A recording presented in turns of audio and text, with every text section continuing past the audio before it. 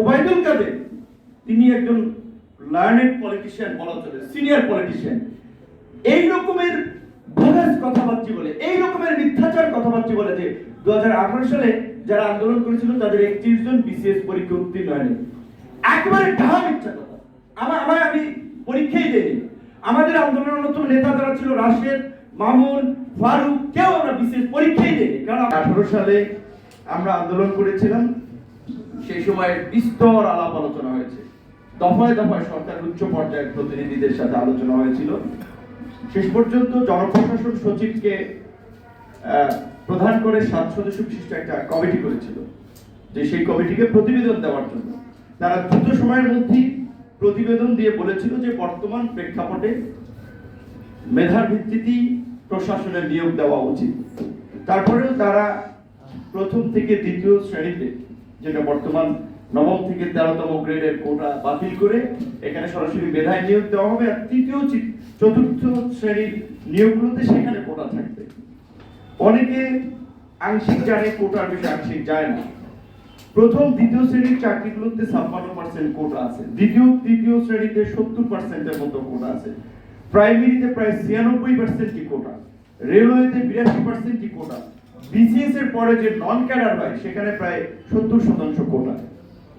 এই কোটার কারণে দেখা যায় অনেক আমাদের বন্ধুরা, আমাদের সহপাঠীরা, দেখেছি আমাদের সিনিয়র বড় ভাইরা বলে যে ভাই, যে আমি ওর চেয়ে এত ভালো পরীক্ষা দিলাম, এত পড়াশোনা করেও চাকরি পাচ্ছি না, আর সে কোটার ফলে একবার ক্যাডার পেয়ে পরের বার চেঞ্জ করে, একবার আনসার পেয়ে পরের বার পুলিশে যায়, কারণ মালপানি তো সব পুলিশে, এটা তো এখন দেখতে পাচ্ছেন। তো কাজে পুলিশে যায়, কাস্টমসে যায়। সেই ছাত্রদের যৌক্তিকতার ভিত্তিতে আন্দোলন হয়েছে, প্রশাসনের পর্যালোচনা হয়েছে, সরকার মেনে নিয়েছে। এমনকি সেটি 18 সাল ছিল, আপনারা জানেন আমাদের ছাত্রদের 18 সদস্যের একটা প্রতিনিধি দলের সাথে সচিবালয় মিটিং করেছিল ওবায়দুল কাদের সহ সরকারের সেই সময় উচ্চ পদস্থ আইন শৃঙ্খলা বাহিনী থেকে কর্মকর্তা কর্মচারীরা। আপনার এমনি প্রেসের উপস্থিতিতে মিটিং শেষে সবাইকে বের করে দিয়ে শেষে একটা কথা বলছিল যে দেখেন, আপনারা আন্দোলন করছেন যৌক্তিক, কিন্তু এটা সরকারের বিদায়ী বছর। আমরা এই আন্দোলনকে সরকার বিরোধী আন্দোলন, সরকার পতনের আন্দোলন হিসেবে চিহ্নিত করছি। কাজী এই আন্দোলনকে দমন করার জন্য সরকারের যা করার সরকার তাই করবে। তখন বিএনপির কমিশনার ছিলেন আসাদুজ্জামান মিয়া, তারা সব একটা হুমকি দিয়েছেন। কিন্তু তখন আমরা বলেছিলাম আমরা তো সরকার পতনের জন্য আসিনি, ছাত্রদের দাবি নিয়ে এসেছি, সেটা মেনে নেন, তাহলেই তো হয়। কিন্তু দেখেছেন সেটাও কিন্তু কিভাবে প্রতারণা করেছিল, বলছিল যে 1 মাসের মধ্যে এটা সমাধান হবে, হয় না। এমনকি প্রধানমন্ত্রী পার্লামেন্টে দাঁড়িয়ে জাতির সামনে কিন্তু ঘোষণা দিয়েছিলেন কোনো কোটাই থাকবে না। তারপরেও কিন্তু আমরা আমাদেরকে প্রজ্ঞাপনের জন্য আন্দোলন করতে হয়েছিল। তো কাজে এখন আজকের আন্দোলন হচ্ছে, এখন ওবায়দুল কাদেররা প্রেস কনফারেন্স করে বলছে এই আন্দোলনে বিএনপি ভর করছে, বিরোধীরা ভর করছে, তারা সরকার পতনের জন্য রাস্তা তৈরি করছে।